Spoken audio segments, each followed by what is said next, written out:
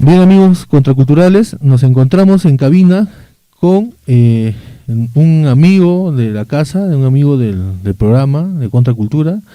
Estamos con el reconocido periodista Oscar Nateri y le damos las muy buenas tardes a nuestro querido compañero.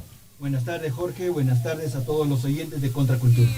Bien, Oscar, el motivo de esta entrevista es la de culturizarnos un poco más, saber más sobre un hombre que ha pasado la historia del Perú por su peculiar forma de informar, de narrar los hechos en los cuales eran parte de su vida cotidiana. Estamos hablando del gran Sofocleto, y aparte de que tú eres pues un periodista, un humanista, tienes una serie de facetas en tu vida, también eres pues un excelente sofocletista, así me permito ya darle ese nombre, ese adjetivo, ¿no? Gracias. Háblanos de Sofocleto. Te diré también que por el Facebook, ¿no?, por el fanpage de Contracultura y de Radio Estudio 1, hay muchas personas que nos han escrito al Messenger, diciéndonos por fin un sofocletista, ¿no? Alguien que hable de Sofocleto, y es importante, hay interés de saber sobre Sofocleto. Claro, hablar de Sofocleto es hablar de uno de los periodistas, escritores y humoristas más grandes que ha tenido el Perú y de repente Latinoamérica. Su nombre es Luis Felipe Ángel de Lama, quien desde muy joven adoptó este seudónimo, Sofocleto. Él nació en Paita, es piurano, del año 1926, y falleció el 18 de marzo del 2004, si no me equivoco, en Lima. Uh-huh. Él tuvo la carrera de cónsul, pero durante casi toda su vida se dedicó a hacer crítica política, a escribir, y no solo escribía, o no solo era muy bueno escribiendo una determinada rama, como por ejemplo, si hablamos de Vallejo, lo identificamos más en poesía. Si hablamos de Vargas Llosa, lo identificamos más en novelas. Sofocleto no, Sofocleto escribía poesía, escribía crítica política, escribía novelas, escribía de todo, y con una facilidad muy grande. Si queremos hablar, por ejemplo, de su poesía, tenemos sus sofonetos, que no son sonetos, sino son sofonetos. Sofonetos, ¿no? Claro, un poco adaptado a su apodo. No solo tenemos de él crítica, novela, humor. También tenemos novelas como La Tierra Prometida o San Camilo, que son dos novelas que particularmente a mí me han hecho llorar por la crudeza con la cual narra realidades de la cárcel y de los migrantes, respectivamente, en nuestro país en los años 50 y 60 o 70, cuando él pisa la cárcel, que es San Camilo. La Tierra Prometida es una novela en la cual cuenta las penurias de los provincianos que llegan a buscarse un nicho de trabajo, una forma de vida en la capital Lima. Y así, hablar de Sofocleto es hablar también de uno de los escritores más prolíficos que ha tenido el país. Uh-huh. Alguien que ha escrito muchos libros. Ahorita yo no podría decirte una cifra porque no la tengo, pero cada vez que investigo, que busco, que averiguo, me salen más y más y más textos. Bien, Sofocleto, pues, por lo que nos cuentas, por lo que nos ilustras, es un personaje muy amplio, ¿no? Con un espectro literario abundante, pero es más conocido por esa forma tan peculiar de comunicar, ¿no? Usa bastante la ironía, ¿no? Exactamente, la ironía para hacernos reír, pero también para hacernos dar cuenta de que cómo vivimos y cómo somos los peruanos o las personas, ¿no? Exacto. Al inicio del programa puse un audio, Oscar, que se llama La Cojudez, ¿no? Y van a disculpar los radioescuchas, no es una mala palabra, los que han escuchado al inicio del programa, es una palabra que está incluso en el diccionario, y que, bueno, en ese momento que se dio esa explicación fue por Marco Aurelio de Negri, ¿no? Un audio de 4 minutos que pasamos aquí, y nos habla pues de cómo es que tiene tantos significados y esta palabra. Acá había esto, con que Sofocleto tiene una obra, ¿no? Muchos la consideran que es la obra cumbre de Sofocleto. ¿Y cómo se llama esa obra? Los Cojudos. Los Cojudos, ¿no? Y hablando de ironías, es irónico que la dedicatoria de este libro vaya de esta forma. Dice: a mi abuelo, don José de Lama y Arismendi, quien perdió los yacimientos de La Brea y Pariñas de puro cojudo. Mire, es parte de la historia, pero lo narra pues, o la escribe en su época con una forma pues irónica, ¿no? Este es un tratado, yo podría calificarlo como tratado, no sé los especialistas si coincidirán conmigo o no, sobre la conducta del peruano, la conducta del humano. Aquí te narra y te describe tantas situaciones que él ha visto en su época, muchas de ellas se repiten hoy en día, en las cuales todos de una u otra manera nos podemos sentir identificados con cualquier pequeñez o con alguna línea en el libro, por un lado. Por otro lado, el tema de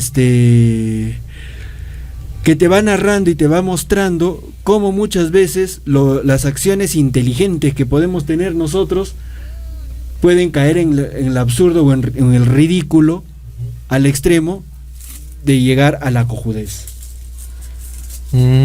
Esto pues, lo que tú dices es cierto, porque el peruano siempre ha sido de una forma, ¿no? Tiene una manera de ser, ya casi siempre pasa lo mismo, la historia es cíclica, y él supo apreciar eso, el contexto en que vivía, y trasladarlo pues a las páginas de sus libros, ¿no? Y es pura ironía. Por ejemplo, el capítulo primero, el primer párrafo dice: básicamente, en el Perú hay 3 clases de cojudos: de nacimiento, por contagio y por el trauma cerebral, que se les produce a los aborígenes de este país cuando llegan al uso de la razón y comprenden que han nacido aquí. Ironía total. Sí, pues era un hombre inteligente, ¿no? Muy inteligente. Y Sofocleto, la palabra, el nombre Sofocleto, viene de dónde viene Sofocleto, parece un nombre griego, ¿no? Es una ironía también, ironizando con la palabra Sófocles. Aquel poeta, aquel gran hombre griego Sófocles, él quiso peruanizar el término y se puso Sofocleto. Bien, y también se puede aplicar a las personas, es decir, se puede personalizar una de los ironías, alguna de las ironías hacia algunas personas específicas, sí. O sería algo tal vez un poco duro, tosco. Sí, es muy duro y tosco, porque hay personas con las cuales yo he hablado y me contaban, pues, oye, sí, pucha, que aquí me sentí identificado, hablando de este libro, ¿no? De la enciclopedia de la conducta humana de Sofocleto, Los Cojudos. Es muy general, pero como todo lo general, siempre creo yo que deriva en algún momento en lo particular. Creo que eso siempre pasa, y es un tema. O sea, que hay una forma de identificarse, de autoidentificarse en algún momento con alguna de las ironías de Sofocleto. Exacto. Y yo creo que de él estar vivo hoy en día estaría muy adaptado a toda la tecnología que hay.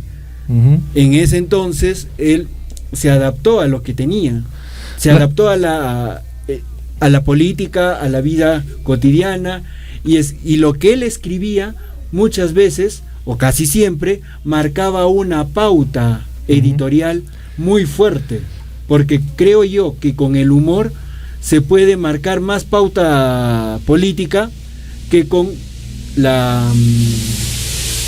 que con una fuerte editorial y muy pesada y sesuda, ¿no? Claro. Ahora que estamos viviendo en esta época, en esta semana que está pasando, pues con este síndrome colonial, como diría Manuel Choprado, con las personas que se creen blancas cuando no lo son, o que se creen superiores a otras, ¿no? Esta tara colonialista de sentirse superior, el racismo, ¿no? Ya lo estamos viendo hace 2-3 semanas en Estados Unidos, lo vemos acá entre nosotros, cuando hablamos entre nosotros, los Rojas, los Mamani, los Quispe, choleamos a otro que se llama igual que nosotros, que incluso en su tesis es más clara que nosotros, pero los choleamos igual. Aquí en este libro de Los Cojudos, Enciclopedia de la Conducta Humana de Sofocleto, en la página 56, la acápite 2 dice: el cojudo colonial, cuya mentalidad oscila entre el virrey Amat y Ricardo Palma. Siempre se cree descendiente de alguien con peluca empolvada y su casa está llena de cachivaches múltiples, tales como cuadros cusqueños, made in Escuela de Bellas Artes, por último de la clase, marcos dorados, espejos con pan de oro, calzones de la Perricholi y cuanta cojudez falsifica un tal Gamarra de Miraflores para vender a los expertos en la materia. Cuando mueren, todo lo que dejan se remata en Tacora por 2 soles, ¿no? Es interesante esto, ¿no? Sí, porque ahí te va describiendo una afición, una parte, y al final termina de alguien que termina viviendo una fantasía. Uh-huh. Que lo que él tenía no eran los cuadros que decía, que no eran las colecciones que tenía, pero vivió orgulloso, ¿no? Claro, pero vivir en algo que no es identitario, ¿no? No es nuestra identidad, y de lo que se siente mucha gente orgullosa. Pero es interesante cómo este hombre ha plasmado la realidad en sus grafías y hasta ahora son vigentes. No ha cambiado mucho el Perú en el aspecto de la cosmovisión, tanto del andino como del costeño, en las taras, en el clasismo que impera sobre lo racional, ¿no? Y eso es muy interesante, y me parece que todos deberíamos leer a Sofocleto. Sí, este libro creo yo que es más fácil de conseguir que el resto. Irónicamente te cuento que yo cada vez que visito una librería busco algo, lo primero que pregunto o lo segundo que pregunto después de algo que busque en ese momento es si tienen a Sofocleto, y muy pocos lo tienen.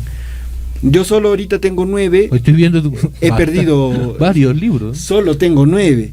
He perdido 2 en el camino. Y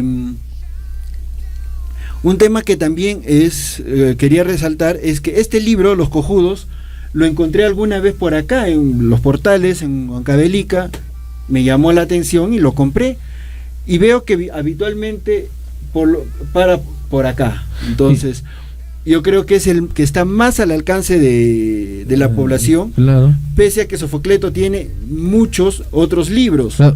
Antes que continúes, Hojita, claro. Este libro, Los Cojudos, creo que se ha reeditado hace 2 años o el año pasado, ¿no? Me parece que sí. ¿No? En una edición de lujo o algo así. Me parece que sí, y espero que no sea el único, que haya muchos otros libros, porque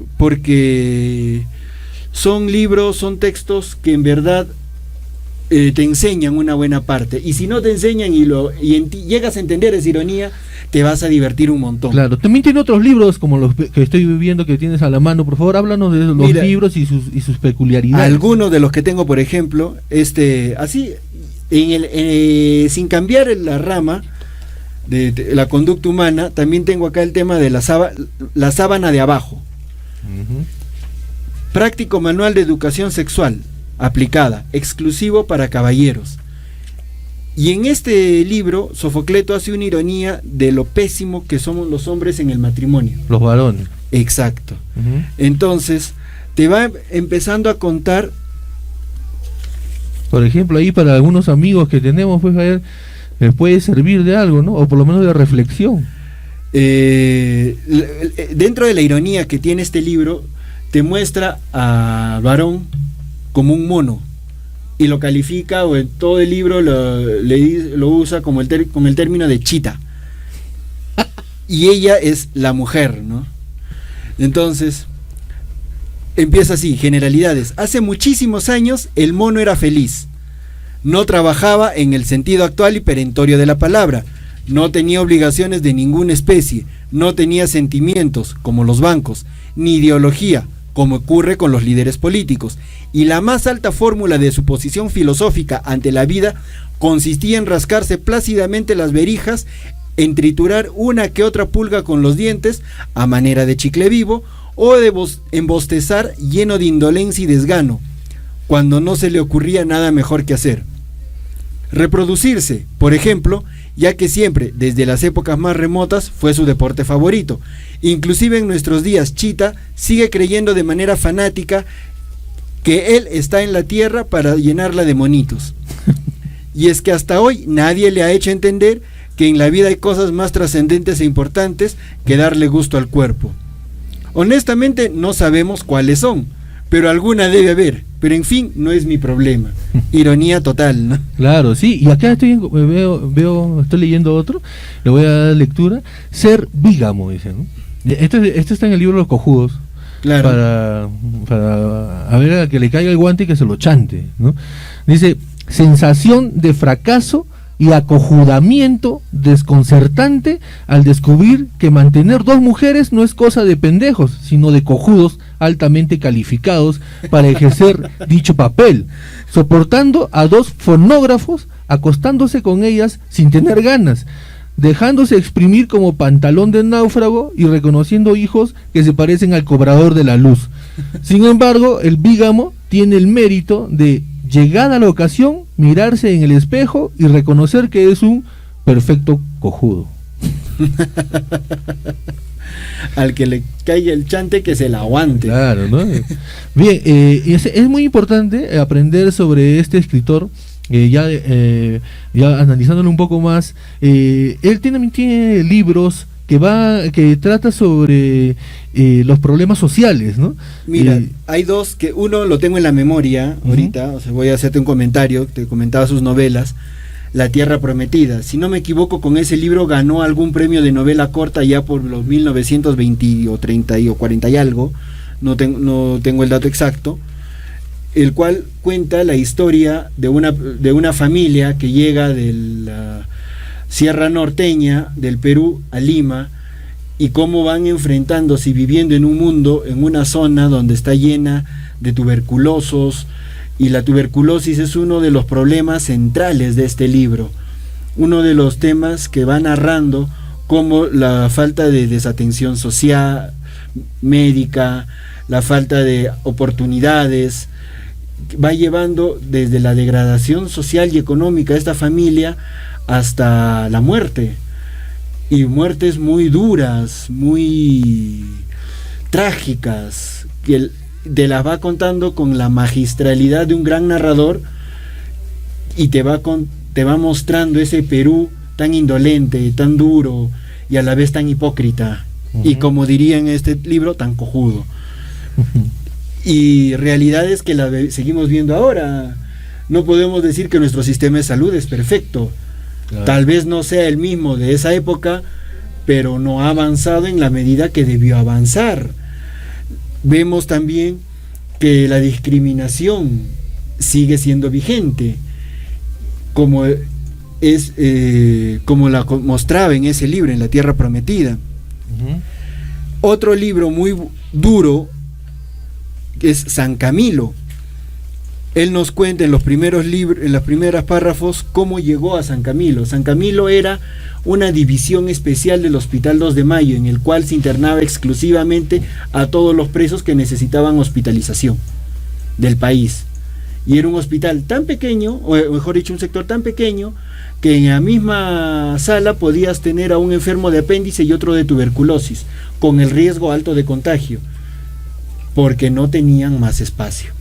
Y era prácticamente llegar a ese lugar para muchos presos un lujo haber encontrado una cama, pero ese lujo era un espacio tan deprimente y triste, regentado por la guardia de ese entonces, que tenía muchas carencias económicas, de higiene, el médico hacía lo que podía, faltaban medicinas. Y esta obra, Oscar, San Camilo. San Camilo está basada en vivencias de Sofocleto. Es lo que él vivió cuando llegó al 2 de mayo. Él llegó al pabellón San Camilo, internado por un tema gastrointestinal. Ya. Y estuvo internado ahí, en San Camilo. Y nos cuenta aquí cómo llegó, qué hizo, y las vivencias, y cuando se escapa también de la cárcel, que es otra... Justamente eso quería preguntar, ¿por qué es que lo meten en la cárcel? ¿Por qué él estuvo en la cárcel? En realidad, él se considera, como creo yo muchos políticos, preso político. Pero en los primeros capítulos, si la memoria no me falla, porque este libro también lo leí hace una punta de años, él cuenta que prestó su nombre a un grupo de amigos para que puedan hacer un libro para el gobierno, obra que nunca la entregaron, y que muchos años después, cuando quisieron fastidiar a Sofocleto, se la encontraron, se la sacaron, lo procesaron y acabó en la cárcel por defraudación tributaria. Eso es lo que él cuenta en este libro, ¿no? Cómo él llega al penal. Y bueno, hay muchas escenas duras, no sé si contarlas o no, en este libro. Una de ellas, que es entre asquerosa y... Bueno, mejor no la cuento porque sí puede ser un poco dura. Sí, hay que ser respetuoso con el... Pero entonces, este libro, San Camilo, es una de las obras que Oscar Nateri recomienda. Sí, si lo pueden encontrar, léanlo, es muy duro, muy buena,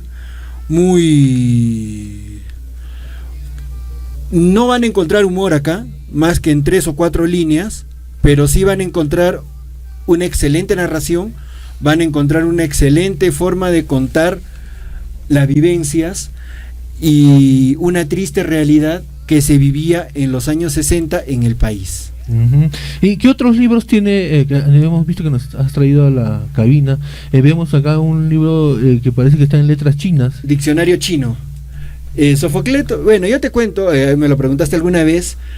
Yo llego a Sofocleto porque en la biblioteca de un amigo encuentro este libro. Bueno, no esta misma edición. Este es uno que ya luego yo compré.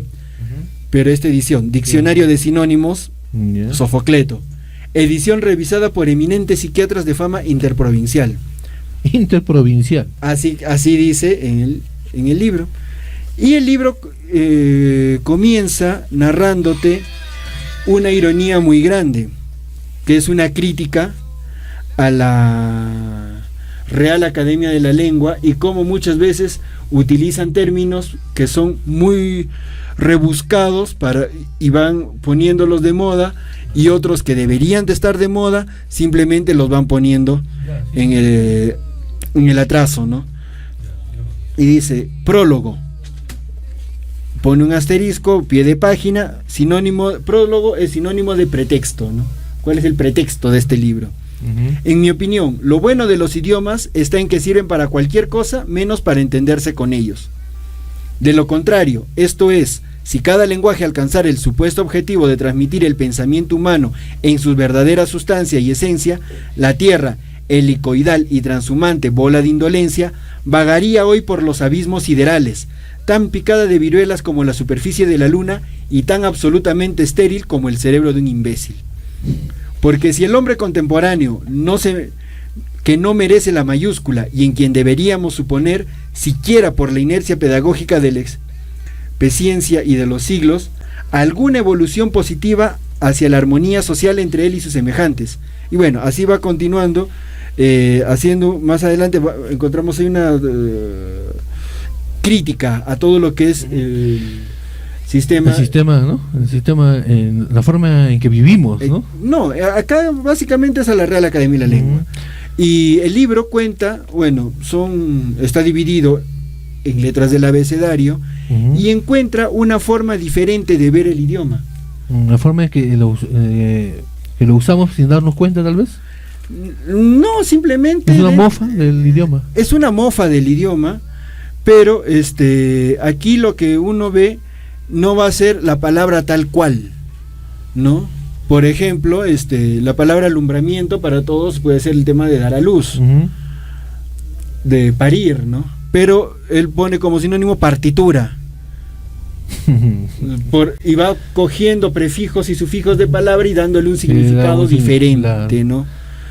Eso es muy interesante. O sea, y algo parecido pasa con este otro libro, que es Diccionario Chino, que simplemente lo que él dice al inicio, en el pretexto del libro, llámese prólogo, que él, o sea, que acá no vamos a encontrar, o sea, sin salir del castellano, podemos encontrar o podemos hablar en chino.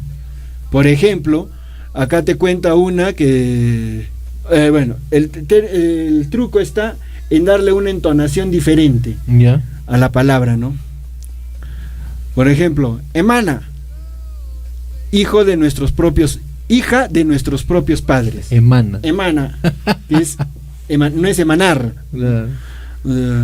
Bien, Oscar, de entre todos los libros que tú tienes, ¿cuál te parece que es el mejor libro de Sofocleto? Es difícil decir eso. De repente, por la profundidad del análisis que hace, puede ser Los Cojudos. Por la cantidad de ironía política que he encontrado, puede ser Sofocleto tomo 2 y luego tomo 2 más. También me gusta bastante como la otra mirada al lenguaje que le da en Diccionario de Sinónimos y Diccionario Chino. Los sofonetos son muy hermosos. No sé si podemos encontrar alguno. A ver, acá hay uno, ¿no? Madre hay una sola. Si ahora yo soy feo a los 60, cuando se asienta la fisonomía, ya pueden calcular cómo sería mi cara a los 10 años. Una afrenta. Mirarme en el espejo me revienta, la paciencia y los nervios todavía, pero allá, de muchacho no podía contemplarme la pinta sin tormenta. Lloraba por pecoso y por horrible, por la rayota al medio aborrecible, por los anteojos, y lloraba, en fin. Como hoy lloro al pensar lo que lloraba, mi querida mamá, que me besaba y además me llamaba querubín. Interesante. Al azar, en libros que estamos... Y también vemos ahí sinlogismos. Sí, frases que tienen una lógica diferente, ¿no? Los dedos... a ver, déjame encontrar alguno. El ventilador tiene alma de soplón. A los usureros se les pide una limosna por el amor de dos. O sea, los silogismos son frases que están hechas, digamos, para... Y no es un silogismo, es un sinlogismo. Exacto, entre lógica e ilógica, sí, ¿no? Algo que tiene y que no tiene. El bote avanza tomando sopa. Y son algo de en este libro, o en esta edición, hay algo de 2000 sinlogismos. Según él dice, cincelados a mano por el autor, dedicados a su patrona como adelanto a cuenta de mayor inmortalidad. Qué hombre tan productivo, ¿no? Para pensar tantas cosas. Sí, pues. Y darle un significado a esto, porque a veces uno puede escribir narrativa, ¿no? O poesía, pero jugar con esto es darle un doble sentido, hasta un triple sentido a una frase. No hay mal que dure 100 años, ni abuelo que lo resista. El canario es una flauta sin huecos. Bien, es muy interesante hablar. Mira, se ha pasado media hora y parece que recién estuviésemos empezando la entrevista. Sí, pues. Mira, es muy interesante. Ahorita que lo acabo de encontrar acá, este es uno de los libros que más me ha gustado. Manual del Perfecto Deportado. Lo compré por segunda vez porque el primer libro que compré de este se me perdió. Afortunadamente lo pude volver a encontrar, porque no es fácil encontrar sus libros. Y bueno, ahora vuelve a ser parte de mi colección y biblioteca. En este libro te narra también sus experiencias con mucha ironía de cómo él sufrió la deportación. La sufrió en carne propia porque se enfrentó a gobiernos y no lo querían, ¿no? el primer párrafo, la dedicatoria dice: yo no necesito la libertad de expresión, porque en mi país cada quien sabe lo que pienso de él. Y acá te va contando, con mucha ironía, te va destejiendo qué significa pues para él la deportación, ¿no? Y empieza con esta introducción. Cuando Adán y Eva fueron expulsados del paraíso, las autoridades de la época usaron como pretexto el asunto de la manzana. Pero la verdad es que, simplemente al echarlos, Dios no hacía sino inventar un par de instituciones cívicas que, con el tiempo, habían de tener muchísima importancia, sobre todo para los sudamericanos en un caso y para los norteamericanos en el otro: la deportación y el turismo. Efectivamente, en el mundo actual los norteamericanos tienen casi el monopolio de la agricultura turística, esto es, la siembra periódica de gringos y dólares por el orbe, que les permite saber cómo viven los extranjeros, al tiempo que los extranjeros se benefician también apreciando cómo se visten los norteamericanos. Ironía total. Inteligente el hombre. Bien, Osquitar, bueno, se pasó la hora, ya tenemos que dar pase al siguiente programa. Tenemos que tener una tercera entrevista para hablar sobre Sofocleto, porque es demasiada producción de él. Quería felicitarte y agradecerte por estar aquí e ilustrarnos a los que vivimos en Huancalica y a los huancalicanos sobre tantas facetas que tiene Sofocleto, y sobre todo el darnos tu tiempo y enseñarnos de que hay tanto que aprender. Solo nos queda despedirte, Oscar, felicitarte también. Nos hemos enterado hoy día de que nuevamente el diario Correo está en circulación aquí en la ciudad en forma física, y esa es una alegría para todas las personas que nos gusta estar enteradas de las noticias. Y la incomodidad, ¿no?, para algunos que no les gusta que se publiquen algunas notas, pero en realidad también para nosotros es una alegría. Esta crisis nos ha golpeado a todos de una u otra manera, y bueno, solo esperamos que esta crisis se vaya superando, porque en realidad creo yo que el Perú está para mucho más. Nos ha golpeado mucho, pero creo yo que los peruanos podemos salir adelante, y cobijados también pues en las páginas de este periódico, que día a día vamos contando la historia, procurando tener mucha seriedad y la mayor cantidad de información fidedigna que tenemos y que conseguimos por un equipo de profesionales en el periodismo. Bien, Oscar, te agradecemos y esperemos que vuelvas pronto a este programa Contracultura, tu programa. Y nada, solo muchas gracias por la invitación, Jorge. Gracias a todos los radioyentes por permitirnos entrar a sus viviendas a esta hora y hablar un poquito de una de las pasiones que tenemos, ¿no?, que es la literatura. Bien, Oscar. Y antes de terminar el programa, quería dar una pequeña lectura sobre el libro Los Cojudos, donde dice, acá lo habías marcado también, donde dice, básicamente podemos clasificar a los cojudos por el grado de saturación en sujetos que: 1. Huelen a cojudo; 2. Tienen vestigios de cojudo; 3. Tienen algo de cojudo; 4. Tienen bastante de cojudo; 5. Tienen mucho de cojudo; y 6. Son cojudos de pies a cabeza. Bien.